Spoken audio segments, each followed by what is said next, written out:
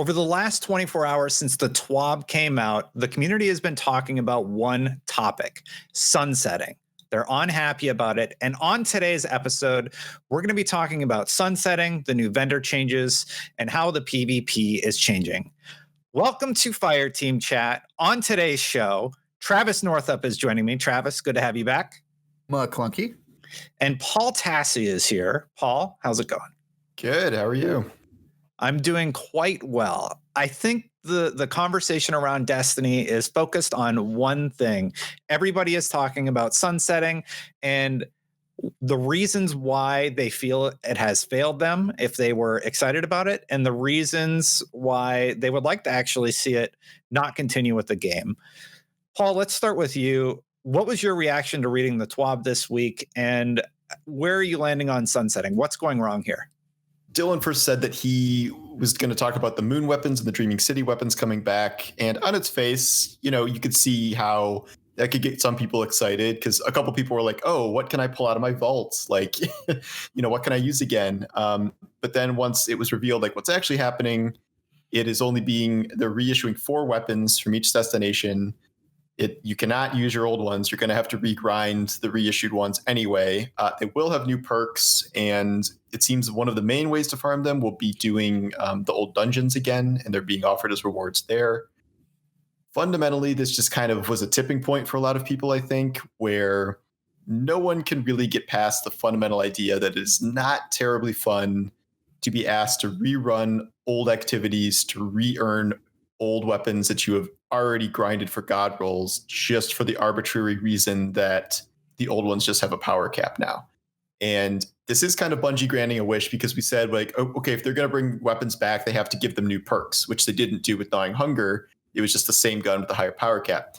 Now they are doing that, but it's still just not quite enough. Like, it's hard to know what perks they would even give those weapons to make them like that coveted and, desired. And I think sunsetting is just not really panning out. The support, like potential supporters of it at the beginning, like me, really kind of envisioned. And it's only been 2 seasons, but it's just, it's not hitting the way I think it should. And I don't know. We'll see what happens this season, but it doesn't seem to be starting out super strong. Travis, refresh my memory. Were you a big supporter of sunsetting when it was initially announced? Were you hopeful that it would have a positive change on the sandbox? And what's your reaction now? Yeah, so I was a tentative supporter of it when it was first announced, and kudos to you, Destin, because I think you were the only one who really stuck your feet in the ground and was like, this isn't going to be good for Destiny. But yeah, my initial thought was, hey, look, nobody likes the fact that we're just using the same weapons for multiple years of Destiny. Like, that's not fun. That, think of the time it was Recluse, we were just all using that submachine gun for everything. And, I think a lot of us were optimistic that sunsetting meant that they were going to introduce new weapons. That's what they've done in the past. In Destiny 1, every year we got a vendor refresh and the weapon meta changed, and a lot of weapons got left behind with the previous year. And I think we all envisioned, that kind of coming back, where we weren't relying on the same old weapons and we were getting a new batch. But this is sort of the worst of both worlds, right? Not only are we relying on the same old weapons because they're just reintroducing them, but we're actually having to re-earn them rather than just getting to keep them in our vault. So it's kind of like the worst of the old system and the worst part of sunsetting, which is you're just grinding for the same weapons. So yeah, I'm really disappointed with the way that sunsetting has been implemented. I was hopeful but a little worried about it at the beginning. But yeah, it's really a shame that it's gotten to this point, and I think you can see that in the community. People are not happy about this, obviously. So I think I was blinded by my hate for Revoker and Mountaintop, where I was willing to sacrifice anything to see them die, and then the cost just wasn't worth it in the end, it turns out. Yeah.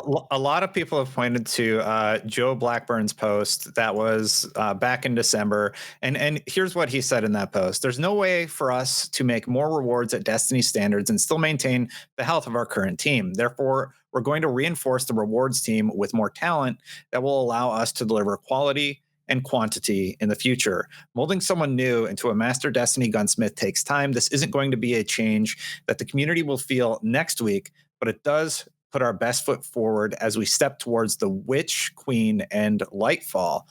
So the effects of what happened with this weapon and sort of armor drought and this sunsetting problem, I don't think that's going to be fixed in the near future. I think we're going to, I mean, he clearly states that we're going to be dealing with this until the next major expansion. I was concerned that this exact situation would happen with sunsetting, where they're just reissuing the exact same thing. And I tried to convey that in many ways. And I think people just had an expectation that never came to fruition.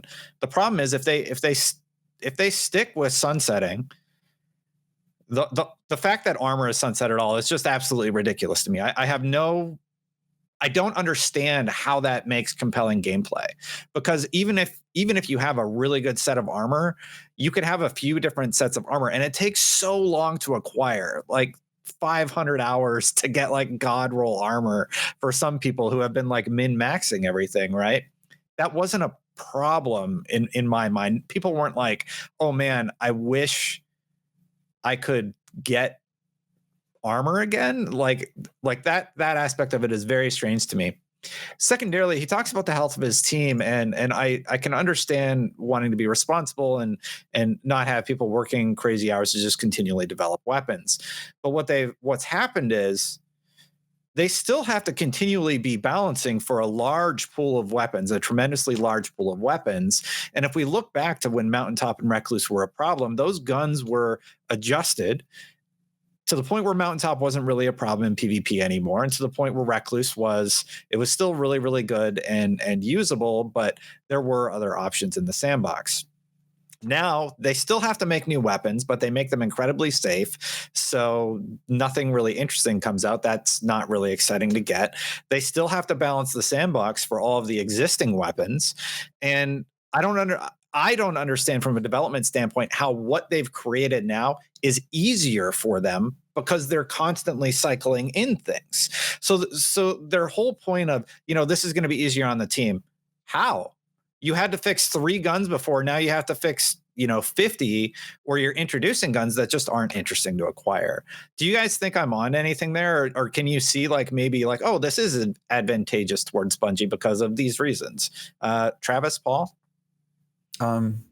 Yeah, I think first of all, I'd just like to cover your armor thing, because I think you're on the money there, which is that like the problem with armor is that no one ever complains, oh, your armor's so OP, you only ever use that same set, which was like the argument for weapons, like, right? Like I get that argument, like, oh, the entire PvP meta is just using Recluse, like we need kind of a weapons refresh. I get the philosophy there. I don't get the philosophy of like who cares if you're using the same shoulders or gauntlets for 4 seasons in a row, especially with transmog coming. You can change their appearance, and you're right, it takes so long to grind for a god roll armor that, like, I mean, in the shorter seasons like this one, because of the month-long delay, like it would take you the entirety of the season almost to get your perfect armor set, and then you're on to the next one possibly. So I really don't get with that. But for your weapons one, I'm really not sure. I mean, I don't know how much work it takes to go into a weapon or tweaking a weapon or that sort of stuff. All I can tell you is Bungie's got a lot of employees, and they seem to even struggle with monitoring their sandbox. And maybe that's a result of the fact that Destiny has 5,000 weapons or whatever, and is actually trying for balance. Because obviously you can do games like Borderlands, which, Paul, I know you cover a lot, and that game's got tens of thousands of weapons, but they're not going for balance, right? Like kind of the every balance patch in Borderlands is like, we buffed 30 weapons. Yeah, right. Yeah, yeah. Their balancing is just like it's intentionally ludicrous, because that's the whole style. So I don't really know how much work goes into it, but I know that the system that is happening now isn't really working for players, and I think that the one that they're proposing of adding back old weapons and making you regrind them, I think it's not going to be successful. It doesn't give people motivation to do it. And I feel vindicated in the fact that I've never really chased after god roll weapons now, because there's lots of people who are angry about sunsetting it. So yeah, I'm not really sure, I guess, is my answer about the time resources thing. It does seem like they're exploring new ways to add mods to weapons, but they're still the same weapons. Like the Nightfall rewards are going to be, I believe it was Swarm of the Raven, but definitely Palindrome and Shadow Price. And then exotic some of the things coming in 2021 are exotic kiosk. They're getting weapons like Fellwinters that are coveted that aren't obtainable right now. Transmog's coming this year, and crossplay is supposed to be coming this year. So those are positive things that are also being worked on. And they did discuss this idea that they're looking at armor and how to keep armor interesting because they're sunsetting it. I feel like this is going to create just more problems for them. Paul, you were about to say something. What were your thoughts? Yeah, so addressing both those points, the armor issue is weird because sunsetting armor is a solution to the current problem with armor that is only going to get worse when transmog hits. Because if transmog hits and we have armor 2.0 where they don't roll with fixed, perks anymore, we just slot everything in, we can change the element even if we want. If you have that, and if you have transmog and you don't have sunsetting, that creates a game where essentially you get three sets of armor and then never have to get armor again. So they put sunsetting in to at least force people out of that to have to get a new set because it's just gone. I don't think that's a good solution. And I think that speaks to how kind of samey and boring armor is, but it's only going to get worse once transmog gets here. Cause okay, they're reintroducing the Dreaming City set. What's the point? Who cares if you could suddenly get a not capped Dreaming City set unless you really go hard on the modding, go okay, these Dreaming City mods are now super relevant again for this content and that, but we haven't seen that. So unless they go really deep down the hole with these, specific slots for specific activities and things, you're just creating a system where no one ever needs more than, 3 sets of armor for any given occasion. And even that, it's almost like one set for most players because they eliminated the elemental affinity for all the different weapons, which I think was a good move. But again, that helps make builds, but it also made it even more samey. So I don't think they've ever really figured out armor. In terms of your previous point about them, kind of creating more work for themselves, it just seems like this made things worse for everybody, on the player side and the developer side. So players now, you have a new season that was introducing loot. Worst case scenario, the loot wasn't that great. It doesn't outclass the stuff you want, so you didn't really want to go for it. Now there's still the potential for that to happen. They can still make a season that has underwhelming loot. It's kind of ish what we've seen outside of DSC loot for this season. But now you're also losing 25 weapons. So it's not just that the new loot is bad, it's that you can't even use some of your old loot that you had already. So you have constant stuff being taken away from you. You can literally have a god roll of something in your inventory, and then you look at the new one that you got that's the same, and you're like, it really devalues your memories of earning that weapon originally. You're like, man, that took me 300 hours to get, and here's my new one, and I'm going to have to do that again. No. And on Bungie's side, like what you said is right. It's I don't think there's any less balancing that really has to go on here. They don't have to balance Recluse and Mountaintop and Revoker anymore, and yet they haven't sunset any exotics. So something else just comes up. Anarchy is still top boss DPS and Xenophage, and Arbalest is now the thing that is dominating trials or whatever on console. And these are still, it just shifts the problem somewhere else. So I don't know how much work they've actually saved themselves by sunsetting everything. Maybe sure you did sunset Mountaintop and Recluse so you can stop balancing those forever, but 40 other guns alongside those, at least I don't see the real purpose of that. The problem also seems like it's going to further compound because every season you're going to have this staggering of loot that's just going to move its way out of the sandbox, and they're going to have to A, repopulate the sandbox, and B, on the player side, you're just like, well, I don't even know what I have is good anymore. I'm just going to put on a bunch of garbage because who knows which piece of armor is going to be out of the sandbox next season. And okay, yeah, you're going to have transmog so you can look like whatever, but it's a mess. And it's really problematic for me as a player. It's just I think that's where that feelings come from. People just feel like there's no reason that I should play this game. Everything's going to go away literally next season, or not. It feels like everything, but a sizable amount of the things that you've earned just go away next season. And I don't think they've made an interesting enough set of tools, aka weapons and armor, to incentivize you to continue playing and earning new gear. Any final thoughts from anybody, or do you want to go on to the next thing? I will just say one last thing about armor. I think that if they do go down the road of like you sticking with one set of armor for pretty much all of your play, I think that that's okay because then the incentive becomes unlocking the cosmetic you know option there, right? Like you're chasing armor if they make new sets so that you can get that transmog and then apply it to your existing set. So there is still, I know in other games at least, people care about and hunt the cosmetic stuff. Paul, I know you care about the Destiny as it's called. That I think that will always be there. But yeah, man, I think like you guys said, like chasing the same set of armor over and over again just because you want to be competitive that season is not a particularly fun loop.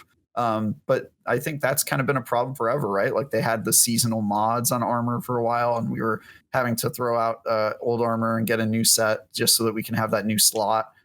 So I think this has been an issue for a while, and yeah, you're totally right, Paul. They've like never fixed that part of it, and I think weapons they're even farther away. So like armor's gotten better to structurally use. Like the 2.0 system where you slot in your own mods and can change the affinity and stuff. That is better. Like it is physically better to play.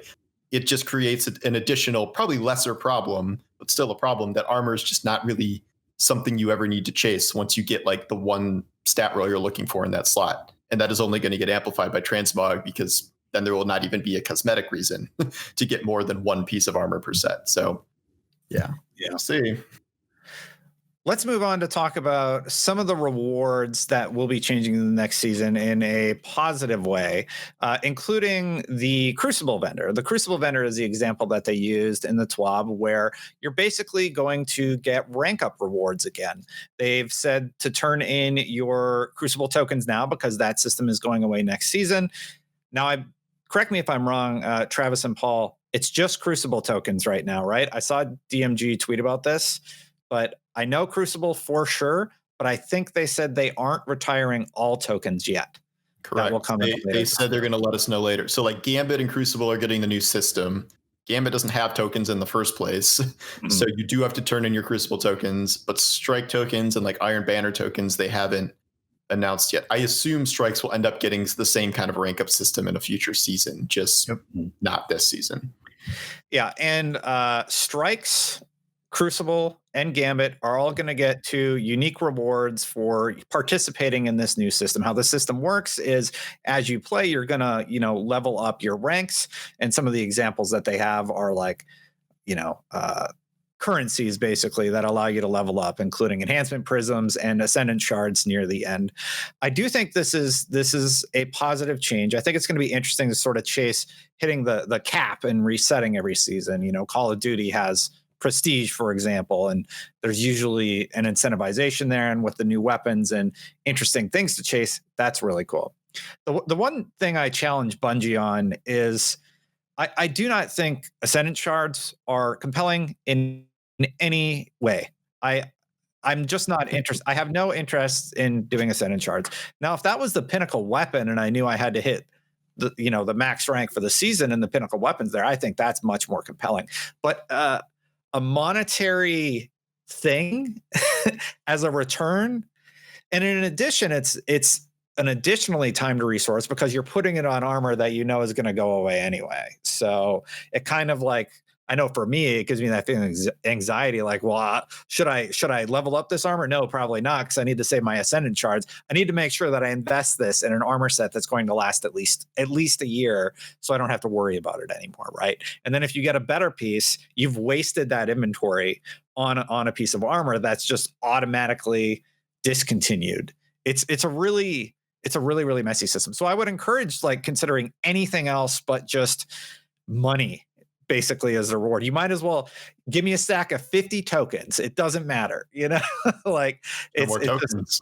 Yeah. I'm just saying it's just, hey, we got rid of tokens, but now we have this more valuable thing that's just like a token system. Not a token. Yeah.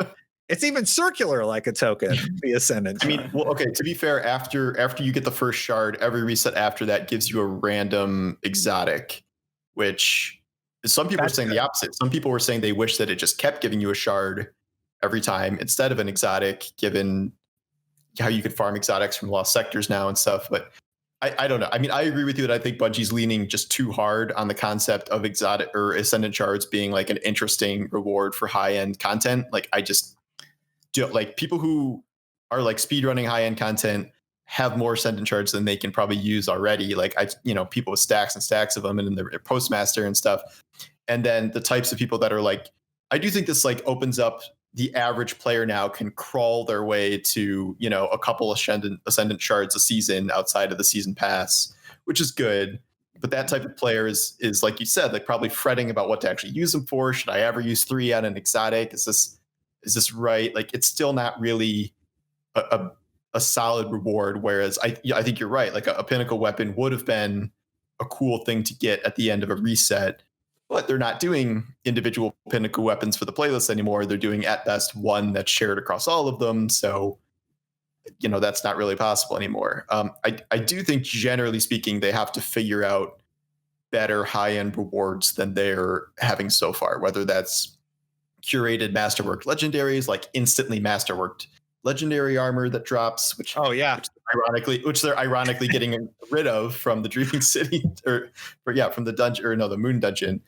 Like that's a genuinely kind of useful reward. But I think they got to expand past just ascendant shards and exotics. I do think the system is an improvement.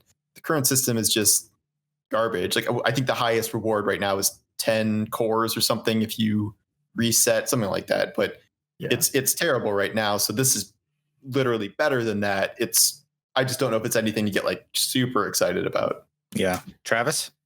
Yeah, I'm pretty excited about this actually, because that's like most. Travis is excited. Okay, of course I'm excited. Yeah, it's a rework of Crucible rewards that incentivizes you playing more, which I play a lot of Crucible, so I think this will get me to play more. I agree that just giving an Ascendant Shard as a main reward and then a bunch of exotics I already have as additional rewards isn't great. I think what they should do is bring back pinnacle weapons for Crucible playlist, and then every reset after that, the final reward should be either a random roll on that pinnacle weapon, or maybe it gives you an exotic, and then after that it gives you like a unique legendary weapon that gets random reset, something like that. If the weapon's good enough, I mean, since we're playing Crucible anyway, I would grind for that, just because it's passive and it would make things interesting.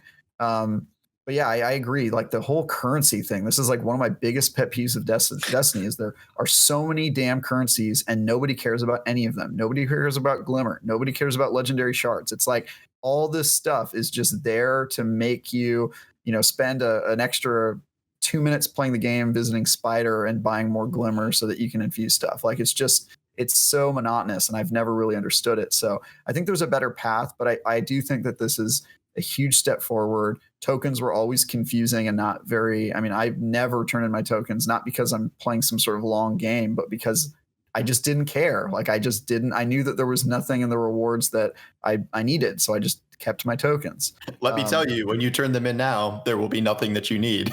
Yes. I think it's its own issue with the world loot pool. Like how can I get 200 drops from 4,000 tokens? And I'm sure you have way more than that.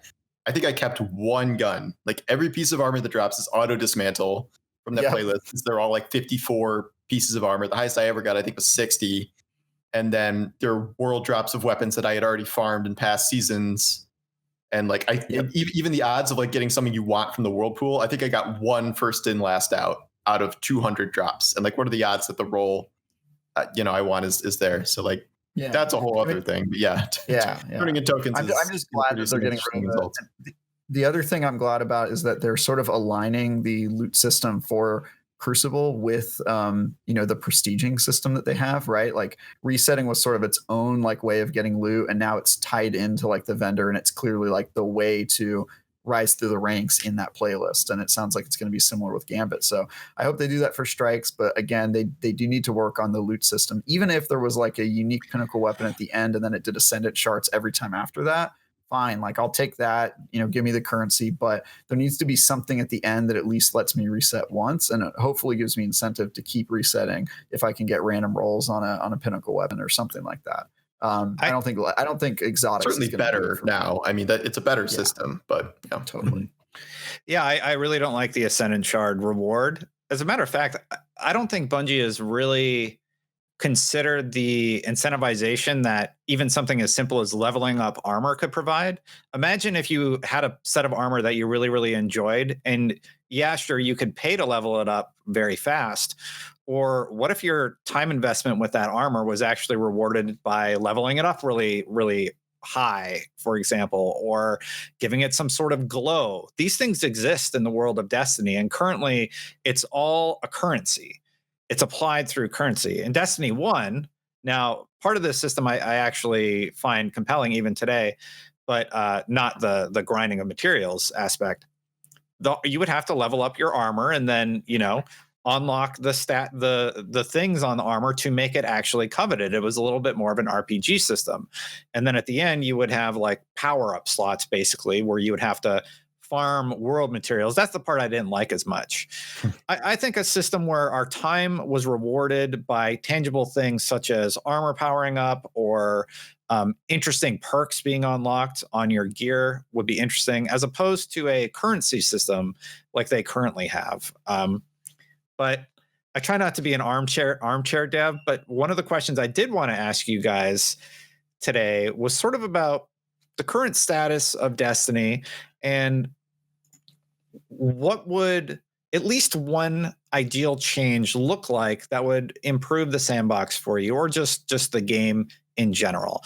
Now, I said, what would your ideal version of Destiny 2 look like? But I started writing my own ideas, and I'm like, oh God, that's like 2 episodes at least. But what's something you think would really go a long way to improve the game for you personally? Like, what would give you more enjoyment? Travis, let's start with you. Yeah. So when you gave us this prompt, like, what's one thing you could, if you could just get it from Destiny, what would you change? Like, my first thought was like, obviously, it's like content, right? Like more content. Like, that's been the problem with Destiny forever, is that people can't get content fast enough. They burn through it super quickly, and everyone is hungry for more content. So if there were any way to get more content, that would obviously be my choice. But I do feel like that's like an easy answer, and also one that's like a duh. Like, it's not like Bungie's going to watch this podcast and go, oh, why didn't we think of that? More content. Yeah. You know. So that's this for to represent the Crucible mains. But I think the one change I've just been really wanting forever is I want them to like actually invest in Crucible, and maybe even make it a set. No, I don't want to say like separate it from PvE, but a lot of people kind of know what that means. Like, make the PvP sandbox kind of its own beast, where weapons are balanced differently, and it's kind of considered its own game. This is something that I think Bungie gave up on all the way back in Destiny 1, when they removed vehicles from PvP and got rid of their big team battle maps that were in the game. I think that was the point of no return for them, where they just said, this isn't a PvP game, this is a PvE game, because they kind of backed away from their vision for what PvP was going to be, which was much more similar to like Halo. And I think ever since that, it's sort of been like, we've taken a few steps forward. They added trials, they added, Rift and some other modes, but then they've always sort of pulled back on that. And I just think they should dedicate, they should really double down on PvP and try to get it to a place where it feels like it is on equal footing with the PvE environment, because that's just been lacking for so long.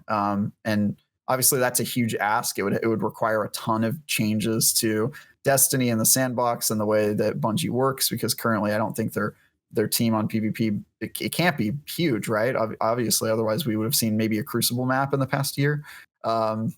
Sorry, throwing some shade there. But yeah, I think that's the main thing that I've just wanted from Destiny forever, and I know that it's not going to happen. I mean, they've made it pretty clear that that's not where their interest is. But yeah, that's just one of my things that I would be remiss to not bring up on this podcast, and say that I hope that they would change if I could have my way. Paul, did you have some time to think about this? What's something that would really, help you enjoy Destiny even more than you currently do? Well, you changed the questions and made it a little easier. So if I have to just pick one thing, and if Travis did PvP, I'll do PvE. I think that it is time, well past time, for Destiny to get a truly new race of enemies. Like, we are in year 7 now, and the new races have been the Taken, which had new abilities that are reskins of old races, and the Scorn, which technically were new, but they even the scoring use a lot of the existing like modeling and framework of existing enemies and their modified Fallen. I think a lot of people thought that we were going to be getting, the Veil when the pyramids arrived, a new race that was inside the ships that would be some sort of new invading army. Instead, the pyramids showed up and they're just giant talking pyramids. That's essentially what they are. And there does not appear to be a new race of anything inside those ships unless we're just really missing that. And after 6 or 7 years, I just think it's time to introduce something new to the universe and not just be like, well, in year 4, it's, we're fighting off the remnants of the Red Legion in this season, like for the 5th time. And I think that's something that the game really lacks. And it's been 2 years even since the Scorn showed up. So this just isn't something that ever happens. And like I get that these very specific races are hugely established in the lore, so it would have to kind of be something coming from the outside, which I thought would be the pyramids. But like I would even take something like maybe the pyramids just corrupt enough guardians, and then the 6th race is a bunch of corrupted guardians that we have to fight in various ways. And that's like the 6th race. That's like a humanoid exo, awoken an enemy or something like that. That would be more than good enough for me. I don't know if we're on that path. I don't know if we'll ever be. If we didn't get an entirely new race when the pyramids arrived, I don't know if we ever will. And maybe this is just kind of a dream. But I also don't think it's like really an unreasonable request for a game like this. Like in this style of game, like there's new enemies and new factions introduced all the time. But we have seen pretty much nothing like that, except for on 2 occasions modifications of existing races. So that's what I would pick. Cool. I thought a lot about this one. I might cheat and do 2, but I'll do my first Can I do one. 2 then? We all have 2, right? Like I want a second round of Let me this. do my one. Let me do my first one. One of the things that I would love to see is like this season I grinded out a lot of the grimoire relating to the Crow and sort of his backstory about where he's been and everything. And largely it's just like, go do this thing and you shoot a million things or whatever. And I think we were all sort of let down by these just blobs of text that the Crow does. And that seems to be largely encompassing what we should expect for Season of the Hunt. So one thing I want to see is I want to see more stories within the world of Destiny, not less.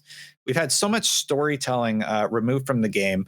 Tell one-offs with patrols, like give me a little bit more insight into what Zavala did. There's a whole cinematic where Zavala rebuilt the city as he was like growing as a guardian, and that's not really told in the game.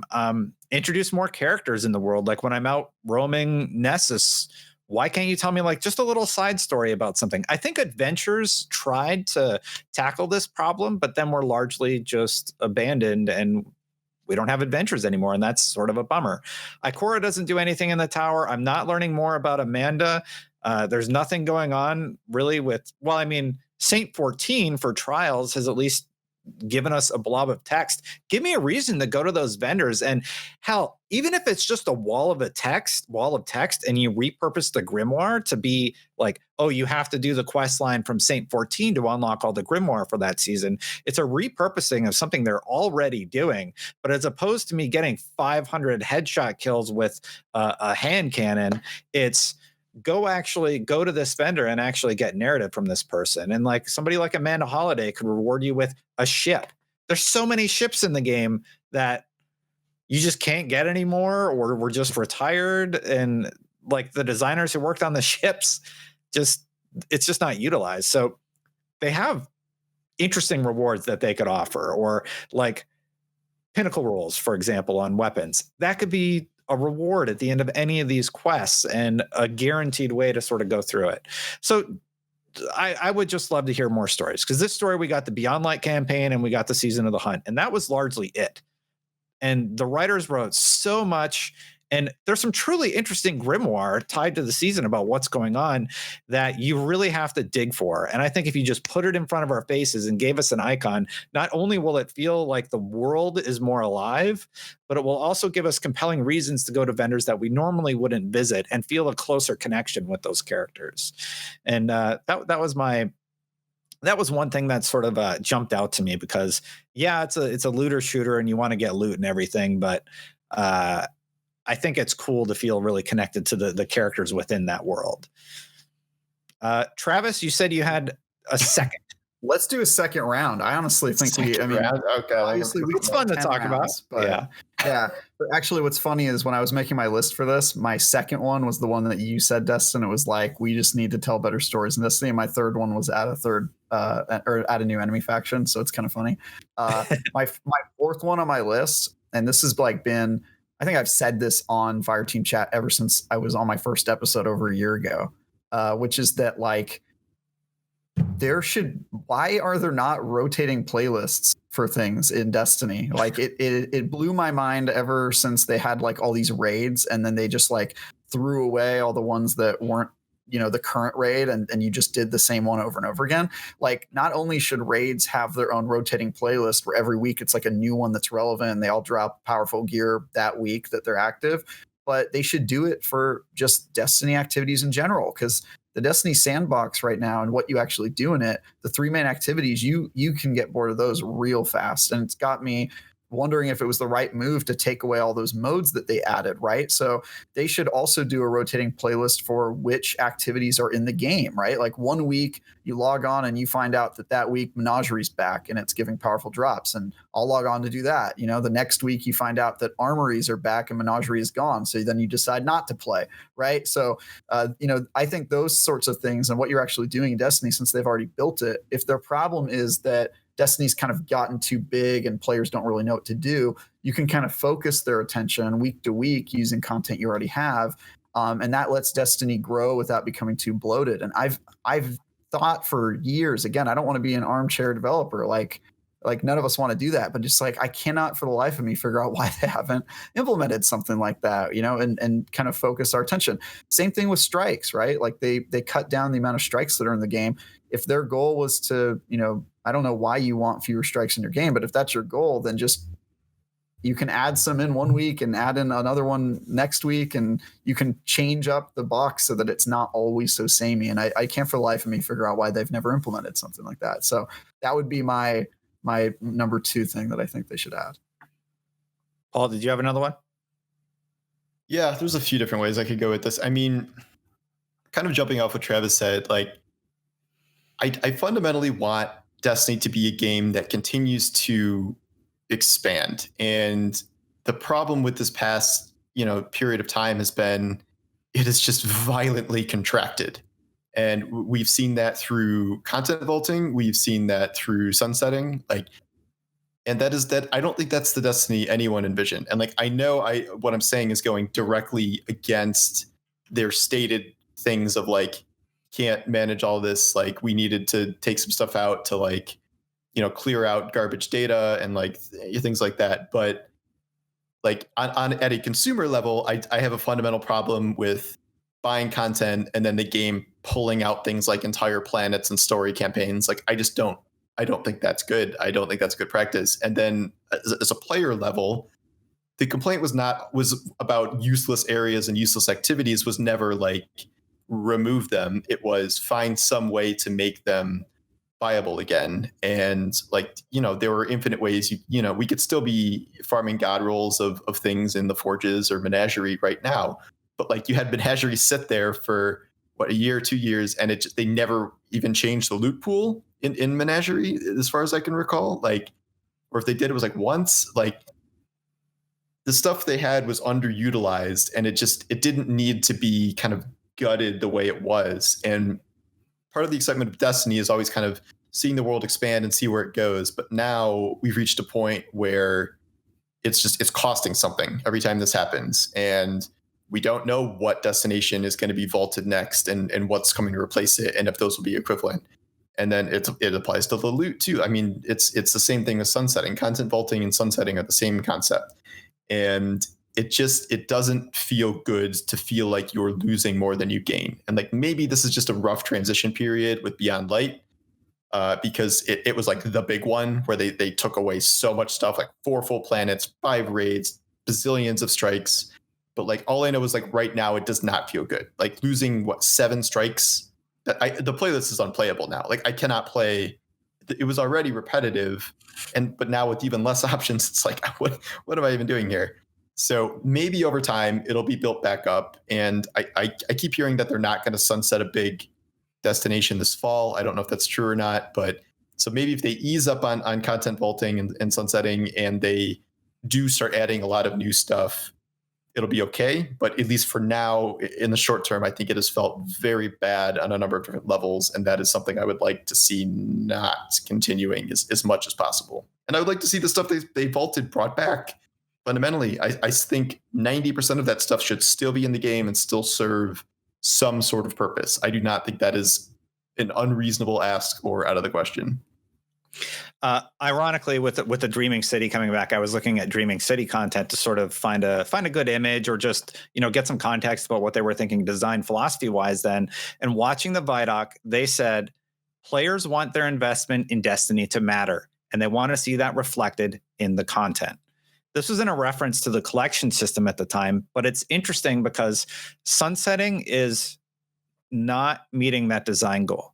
It doesn't feel like my time investment is reflected. It's actually the polar opposite of a reflection of my time mattering. It's just constantly reminding me that I wasted my time, because now I'm just getting the same thing again. It's really a negative feeling as a player, and I hope Bungie can address that soon.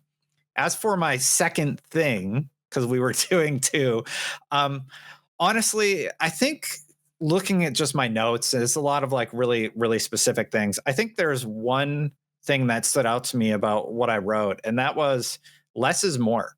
In the original Destiny, we just did Vault of Glass, and that's how you would get to the max roll. That's how you got Galahorn, unless you bought it at Zur, and that's how you got Vex Mythoclast. So it was a coveted destination that you would go to, and it was really, really exciting when you got the thing that you needed. There's some prevention so that you don't never get it now. Like maybe you do a raid like 30 times to get the Tomorrow rocket launcher, for example. And I think that's totally fine. But I do think that by enhancing like the avenues where you could get pinnacles, they've just made hitting power cap not feel special anymore. It's not challenging. It doesn't feel special. You just do whatever. I think in PvE, it should have remained raids is the way that you hit pinnacle cap. Trials in PvP is how you hit pinnacle. And then Iron Banner comes along every once in a while and says, okay, everybody can have a chance, just do these bounties and you'll get a pinnacle drop. Yeah, I think that incentivizes you to sign on every week. There's a reason to sign on it at reset. Hey, I really want to hit pinnacle cap and I want to look cool. It makes your Guardian look more interesting when you're in the tower and you have that full raid set. They're like, man, that guy hit the cap. That's really, really interesting. And I feel like because there's so many pinnacles now, that's largely been lost. And yeah, so boiling down all of my points about what I'm feeling, I think a lot of systems need to be reconsidered. I feel like they've sort of departed too far from their original formula of RPG, and I would like to see them return a little bit closer to those roots, and hopefully they do.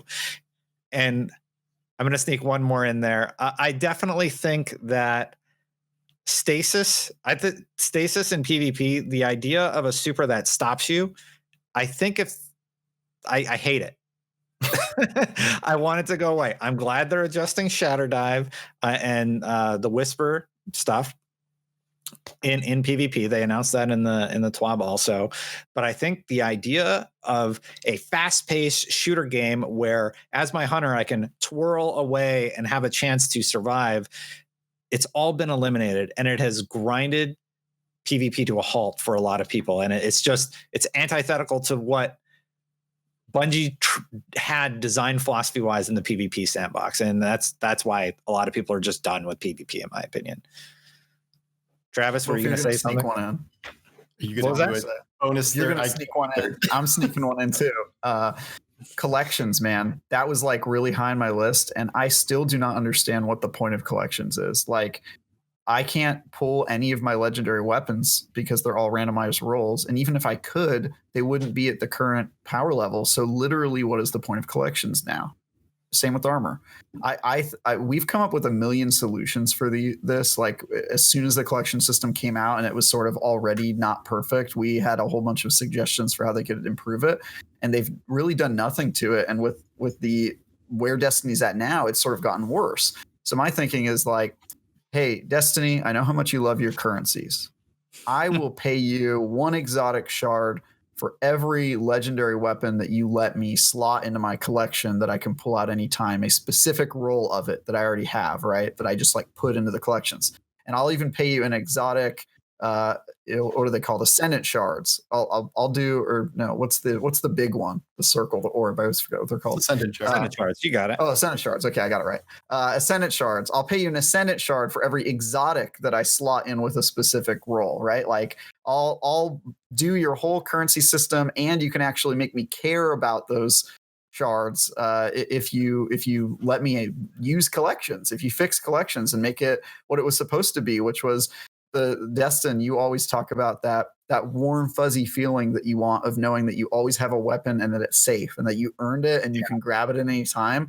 And Destiny, Bungie has sort of like gone out of their way to just like crush that for you over these past few seasons. Like first they, did, okay, you can't get random rolls on collections, so you have to keep it in your vault. Then they limited vault space. Then they or did nothing to improve vault space rather. And then they now they're taking away your rolls by making them irrelevant. So they've sort of done everything that we didn't want them to do in terms of making us feel like our pursuits mattered and that the fact that we earned these weapons mattered.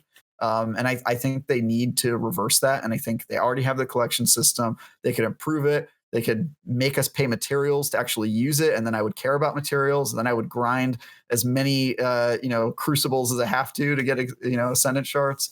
I would be willing to do all that. They just need to give me a system that lets me add things to my collections and pull them out whenever I want. So that's my rant on that one. My third one is no more blues. The end. Auto dismantle. That's Paul's third one. I spent days of my life dismantling blues, and I can't do it anymore. So real quick, as we sort of come to the end of the show, I did want to talk about what's going to happen with Fireteam Chat in 2021. And, with me going out on paternity leave, basically any day now, what that's going to look like. I think when I'm out, we're going to do a bi-weekly show hosted by Travis. Paul has agreed to join us also, and Brian will be here. They'll be dealing with the show. And I believe we're going to do bi-weekly, partially so that the team can do stronger episodes that have more meat to them. And also just because, I'm asking for resources from IGN, and they're dedicating it towards the show. And I'm really, really excited to see what Travis and Paul do. Going forward in 2021, I really want to make Fireteam Chat a stronger product every time that we launch an episode. Paul, during the last episode, we sort of talked about, or off air, we sort of talked about Fireteam Chat and its legacy and everything. And you actually said something that meant a lot to me. You're like, man, Fireteam Chat means a lot to a lot of people.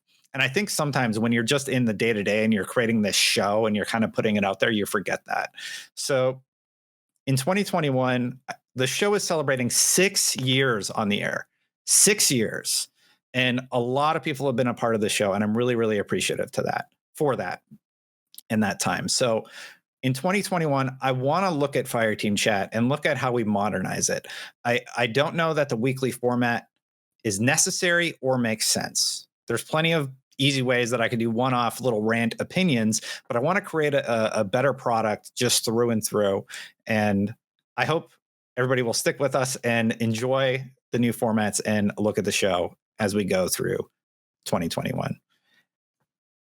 All right. Yeah, I think that's everything for this episode. Paul, where can people find you? Let's just give them a little reminder.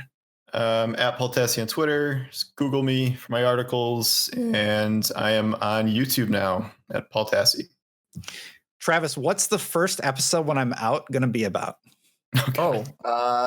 It's going to be about Bungie responding to all of the things we talked about today and implementing them on the exact day that you leave for paternity. That would be so great. Yeah. The goal is sort of like to look at Destiny and talk about the exciting aspects that we would love to see in ways we improve it, because I think that creates a feeling of excitement and hope for the future of Destiny, especially at a time like now where the community is largely pretty soured on something like sunsetting. So thank you, Paul and Travis, for joining me, talking about our hopes for the game. And thank you, everybody, for listening. I really appreciate it. And by the way, yeah, we are on iTunes and we do have an audio version of this show if you don't want to watch the video version. So check it out. But that's it for this episode, everybody. So until next time, Guardians out. out.